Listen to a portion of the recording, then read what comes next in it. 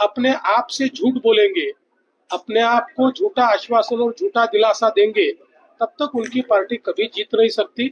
हमेशा झूठ बोलते रहेंगे, हमेशा मतदाताओं का अपमान करते रहेंगे। न उनको पता होता है वो क्या बोल रहे हैं, न सुनने वाले को समझता है वो क्या बोल रहे हैं। राहुल गांधी ने उसमें वो कह रहे हैं कि चुनाव आयोग फिक्सिंग करता है और बिहार के चुनाव को लेकर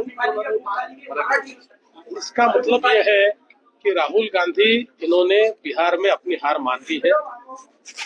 मैं हमेशा ये कहता हूँ कि जब तक राहुल गांधी जमीन पर नहीं उतरेंगे, तथ्यों को जब तक वो नहीं समझेंगे और जब तक अपने आप से झूठ बोलेंगे, अपने आप को झूठा आश्वासन और झूठा दिलासा देंगे, तब तक उनकी पार्टी कभी जीत नहीं सकती।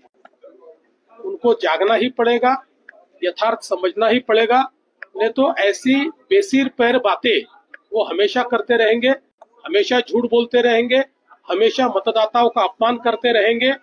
ये राहुल गांधी ने महाराष्ट्र के मतदाताओं का जो अपमान किया है, इसके लिए मैं उनका निषेध करता हूँ। राहुल गांधी ने बिहार में ये भी कहा है कि जो जितने भी कांग्रेसी राज्य है वहाँ पे आरक्षण की 50% जो है उसको बढ़ा दी जाएगा। देखिए, राहुल गांधी जो बोलते हैं न उनको पता होता है वो क्या बोल रहे हैं, न सुनने वाले को समझता है वो क्या बोल रहे हैं, इसलिए उसके ऊपर मैं क्या प्रतिक्रिया दूं।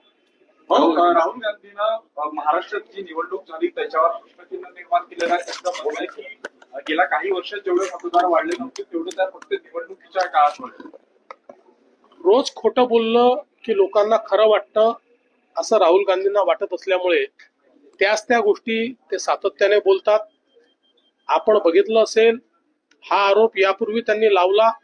सप्रमाण निवडणूक आयोगाने यापूर्वीच्या निवडणुकात किती वाढले होते त्याच पद्धतीने आता किती वाढले, सगळं सप्रमाण दिलं.